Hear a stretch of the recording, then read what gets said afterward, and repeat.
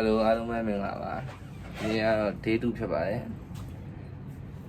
ကျွန်တော်တို့ drone တော့သွားဖို့လုပ်ထားပါတယ်ခုကတော့ညီမဆန်တော်ချင်းအရာဆိုရင်တော့ဆန်တော်ချင်းဆိုမှငါနိုင်ပြောင်းနေရနိုင်ကွနှုတ်လိုက်လေဟာတိတယ်နိုင်ပြောင်းနေတိတယ်နိုင်ခုငါနိုင်ပြောင်းနေလို့တို့ဒီပေါ်မှာရှိရလေခုကျွန်တော်နိုင်ပြန်တွေ့ပါပြီ drone တော့မှာဖြစ်ပါတယ် drone တော့မှာကျွန်တော်တော့မှာပါဒါတော့ကျွန်တော်ရဲ့ညီလေးအဲ့တော့တကယ်တော့မှာဖြစ်ပါတယ်အဲ့နေဘုံငါလာအောင်မယ်ကျွန်တော်အခုဘိုးငါးထားပါတယ်ဘိုးကကျွန်တော်ပေသွားမှာဆိုတော့ခံတက်အပီဝေါကိုသွားမှာဖြစ်ပါတယ်အဲ့ကနေပြီးတော့ကျွန်တော် run line train နဲ့ run 6ကိုသွားမှာ run 6ကနေမှ dream wall ကိုတက်စီနဲ့ထပ်ငါသွားတယောက်ကို150လောက်တော့ကုန်မနေတယ်နော်ဟုတ်အသွားပြန်တော့တယောက်300လောက်ကုန်ပါဟုတ်သွားပြရမှာတရားတော့300လောက်ကုန်ပါdream wall က1000အဲ့ဒါသွားပြန်တယောက်300ဟုတ်150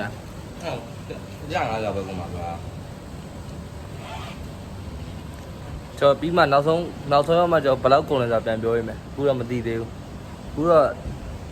တက်စီ9ထားရတော့ဟိုတက်ကြတယ်150ကြတယ်150ဆို3ယောက်ဆို150ပေါ့150ဆို150 900ကျွန်တော်တို့ဟိုတယ်ရဲ့ဒီဘက်လမ်းကိုထွက်ပြီးတော့တက်စီ9လိုက်တယ်အဲဒီတစ်ခေါက်တော့လာတယ်ဒီတစ်ခေါက်တော့လာတယ်ဆိုတာ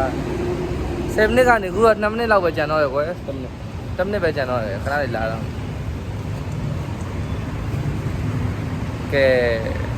တက်စီနဲ့ကျွန်တော်တို့ဥဒါပါ Red Line Train Station ကိုသွားမယ်အဲ့ကနေမှ Run 6ကိုထပ်သွား Run 6ကနေမှ Dream Wall ကိုတက်စီနဲ့ထပ်သွားမယ်နော်ခုလောဆယ်ပထမအဆင့်မှာရင်တော်တော်ဒုက္ခရောက်ခုတိတော့တက်စီပေါ်ဦးမရောက်သေးဘူးမနက်ခင်းနဲ့ငားနေအခုတိမရောက်သေးဘူးနောက်ဆုံးတော့ကျွန်တော်တက်စီပေါ်ကိုရောက်ရှိခဲ့ပါပြီခုကဒီတက်စီနဲ့ရင်တော့ပထမအဆုံးလမ်းကြောင်းဖြစ်တဲ့ရထား station Red Line Trainway Station ကိုတော့မှဖြစ်ပါတယ်တက်စီကတော့ကားသေးလေးရကွာရှယ်ဖွင့်စိတ်ညာဆိုတော့ကျွန်တော်တို့ဒီရထား station ကိုရောက်ပါပြီဆိုပါရထား station နဲ့ကွာတယ်ဘယ်လိုကွာလဲဆိုတော့ဘယ်လိုပြောလို့ပြောဒီကွာတော့တော်တော်ကွာတယ်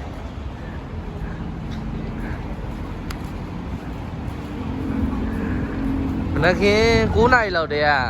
သွားဖို့လုံနေအတွင်းဝေါ်အခု12နာရီထိုးနေအခုဒီတွင်ဝေါ်မရောက်သေးလောက်မိုက်လဲဆိုလောက်မိုက်အခုကားပေါ်မှာကိုကောင်ကဖုန်းကြံခဲ့ပါတယ်ငယ်ကောင်ကအဲ့တော့တကယ်ရယူခဲ့ပေးပါတယ်သူဖုန်းပြောက်လို့ဆောင်းတာ3မိနစ်4မိနစ်လောက်သူတော်တော်ဘူထောက်ပါပါတယ်ဖုန်းကလုံးဝမပေးဘူးတင်းထားသူကဖုန်းရသွားစိတ်ကောက်သွားသူအဖေကိုဘယ်လိုပြောရမလဲသူဖုန်းပြောက်တာဟုတ်ရဲ့ဒါပြောနေရတာခုတော့ကျွန်တော်ကဲအခုရထားထပ်စီရမယ်ရထားထပ်စီပြီးလို့ရှိရင် Brexit ကိုရောက်မယ်အခုကျွန်တော်တို့ဒီဟိုတယ်ကနေပြီးတော့ဒီဟိုတက်စီစီးတာကဘယ်လောက်ကြာလဲဆိုတော့146ဘတ်ပဲကြာတယ်တကယ်တော့သူဒီမှာဒီလောင်းဝေးတွေစီးလို့ရှိရင်ရန်ကုန်ထက်တက်တာတယ်နော်ဒီမှာဝင်နေဆို16000လောက်ပဲကြာတယ်ကွယ်ကျောက်စီးက25မိနစ်လောက်ရှိတယ်ဇက်တိုက်မောင်းတာတော့ကားမပဲဘူးဇက်တိုက်မောင်းတာ25ရန်ကုန်မှာဆိုရှင်ပြောရမယ်ဆိုဒီတန်လျင်ကနေပြီးတော့ဆိုနည်းနည်းဝေးရတဲ့နေရာရပေါ့ကွယ်ဘယ်လိုမှမပြောတတ်ဘူးဒီမှာနိုင်ငံမှာဆိုတော့ကိတ်မှာကွယ်ဒီမှာတော့အဲ့လောက်တော့ဈေးမကြီးဘူးဝေးလို့ရှင်နီးလို့ရှင်တော့ဒီမှာကိတ်တယ်နော်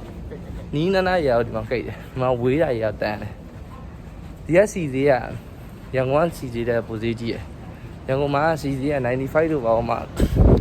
2900လောက်ပဲရှိတယ်ဒီမှာတော့4000လောက်ရှိတယ်4000လောက်ရှိရနော်ကိုကျွန်တော်ရထားခိတ်တယ်မှာရထားဘူတာမှာရှောက်သွားနေပါတယ်ရထားဘူတာကိုရှိုးလာ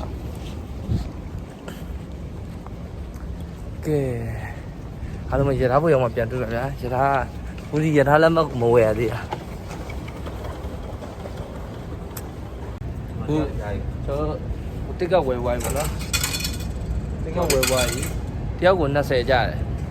တယောက်ကို20စောနာတယောက်ကို50 20ဆို80အဲ့ run 6ကိုရောက်လို့ရှိရင်ကျွန်တော်တို့ဒီ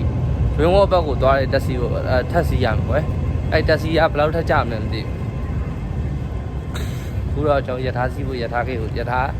ရှိတဲ့နေရာကိုသွားနေပါပြီတော့စီးမယ်ရထားစီကိုရောက်ပါပြီမင်းလည်းဘယ်တော့ရောက်သွားရထားစီးလုံးမှာကျွန်တော်ပဲရှိတယ်ဒီမှာရှိကျွန်တော်ကအခုဒီမှာဘန်ဆူ Grand Station ပါဘန်ဆူ Grand Station ကနေပြီးတော့ကျွန်တော်ကဒီစီစီရမှာ Transit ကိုနောက်ဆုံးစီစီရပါကျွန်တော်ဆောနာရထားမှာတက်လိုက်ပါတယ်အဲ့တော့တော်စီအောင်ရထားတက်တဲ့အခါမှာဘယ်လိုဖြစ်သွားလဲဆို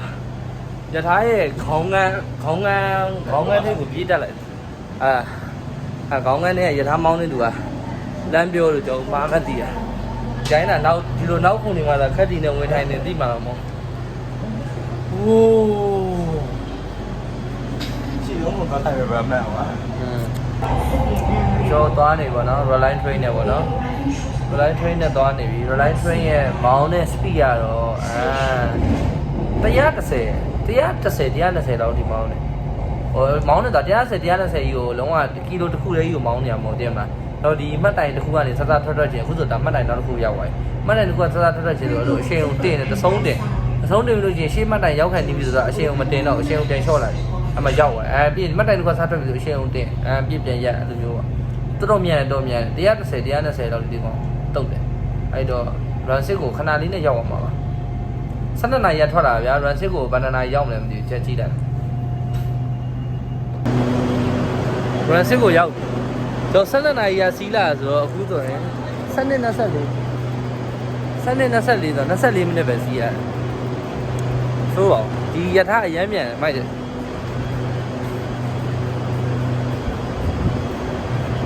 ဘူးဆိုရင်တော့7ခွဲပါပြီအဲဒါတော့ Dream World ကိုငါတို့တနားရီလောက်မှရောက်မှာဒီလားနော်ခုကျွန်တော် Run 6ကနေပြီးတော့ Dream World ကိုတက်စီငားလိုက်တယ်တက်စီကဘယ်လောက်ကြာလဲဆို124ဆိုဒီမှာရထားစီရတယောက်ကို20ဟိုမှာ50 80ဒီမှာ40လောက်ကြာမယ်ကွာ120လောက်ကုန်120တိုးတယ်ပြော120လောက်ကိုခန့်မှန်းကြည့်120လောက်ကုန်3ယောက်စီရအောင်4ယောက်ဆိုပိုတက်တာရတက်စီရနော်ဒါကတော့3ယောက်ကိုကျွန်တော်အသွားက120ကျတယ်သွား120အပြန်ရောက်ရင်လည်းဒီလောက်ပဲပေါ့ကွယ်120ဆိုဘယ်လောက်တော့မျိုးရဲကနေပြီးတော့ဒီ Dream World ကိုသွားတာကိုအသွားကို1100လောက်ကြာတော့ပေါ့ကွယ်အဲ့ဒါတယောက်ကိုကဲအခုတော့ Dream World သွားဖို့တော့တက်စီငားထားတယ်သူကလာနေတယ်အဲ့တော့ Dream World ရောက်မှပဲကျွန်တော်တင်ရိုက်ပါတော့မယ်အားလုံးပဲကျေးဇူးတင်ပါတယ်အခုတော့ Dream World ရောက်ပါပြီဒါပေမဲ့ခြေနေရတော့အပြင်မှာကမိုးတွေရွာနေပါတယ်ဆဲပါပဲမိုက်ပါတယ်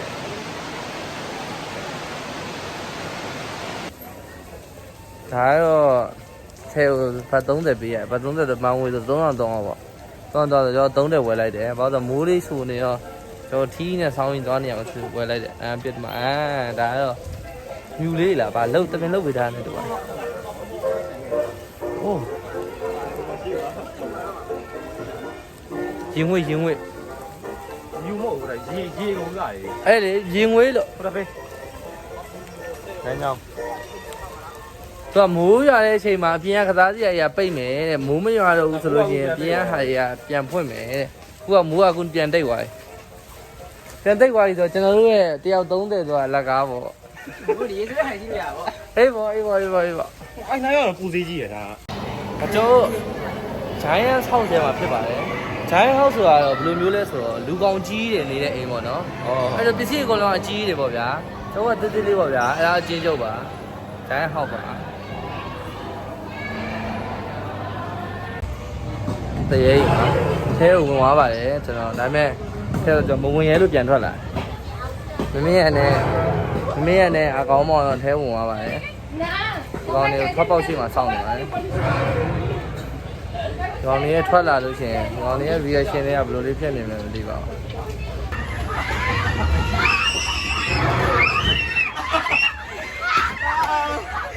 ပင်လယ်မြစီးတော့မှာပါပင်လယ်မြကိုရောက်နေပါတယ်စပါတော့မယ်3သိမ်းပါတော့ပင်လယ်မြစီးတဲ့အခြေအနေလေးပြောပြပါဦးခြ ရှင်တွေကတိတ်ပြောကြရဘူးအခုစကားပြောတဲ့အတန်နဲ့ရှေ့မှာပြောတဲ့အတန်နဲ့မတူဘူးအခုဆိုအတန်နဲ့လည်းဝင်သွားပြီအတန်သိမ့်တော့တော့အခုကတော့တိုက်ကားရှိလို့တော့အခုကတော့ကျွန်တော်တို့ KFC မှာလမ်းစားပါတယ်မနေ့ကင်းကဘာမှမစားရသေးဘူးမနေ့ကင်းကဘာမှမစားရသေးဘူးအခုမှ KFC ကိုဝင်တာအခုမှ KFC ဒွင်းဝေါ်တွေက KFC ကိုဝင်ပြီးစားတာပေါ့နော်ဒွင်းဝေါ်တွေက KFC ကပုံမှန် KFC တက်ဈေးကြီးရယ်အခုဆိုလမ်းစားတယောက်ကို130လောက်ကျတယ်130ဆိုတာဘာမှမဟုတ်တယောက်ကိုဒီသမင်းနဲ့ spicy chicken ပဲပါပြီးတော့ patty ပေါ့အားဥစားပဲပါတာမလေးသမင်းနဲ့ spicy chicken နဲ့ကောက်ကြတာဘယ်လောက်ကြရဲဆို300ကျော်ကြတယ်328ဘတ်တော့တယောက်ကို100ကျော်ကြတယ်100ဆို1000 1000ပေါ့မတန်ဘူးနဲ့ဒါလေးတစ်ပွဲကို1000ကျော်ပေးစား对对。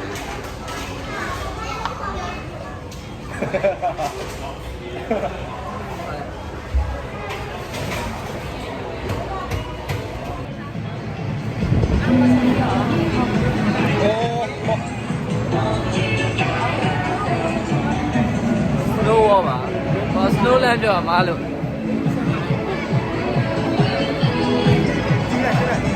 အရင်တော့မေးအရင်မေးပိုးစိုးပတ်သက်ကြီးမေးပိုးစိုးပတ်သက်ကြီးမေးဦးနော်ရပါတော့စီးမယ်အဲ့ဟုတ်တယ်လာဟောဒီနောက်ကတန်းစီရမှာကြောက်ရင်စီးမယ်လားစီးရမိုက်တယ်အခုကျွန်တော်ရောက်နေနေရတော့အခုသူ့ရဲ့ degree Celsius ဆိုရင်-5 degree Celsius ဖြစ်ပါတယ်အဲ့တော့ရမ်းအေးနေပါတယ်ဓမ္မအလောက်မအေးဘူးလို့ပဲအခုတော့တော်တော်အေးသွားပြီနော်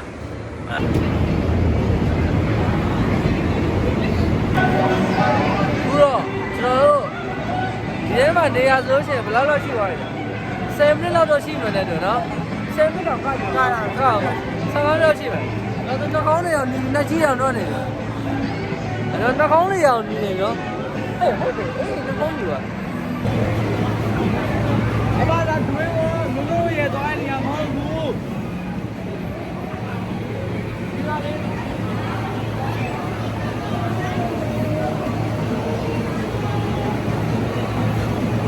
အရန်ပေါ်ရတယ် sorry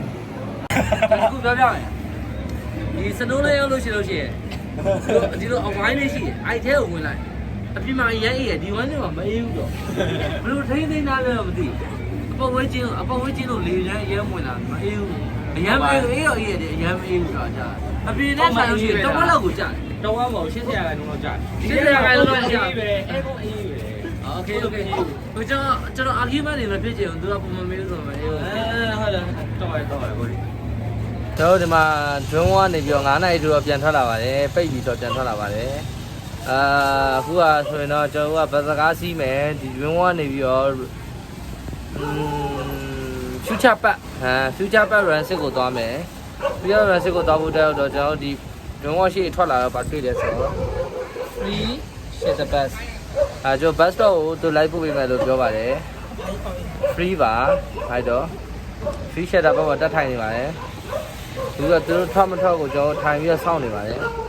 လူရဆုတ်ပြတ်တက်နေပါတယ်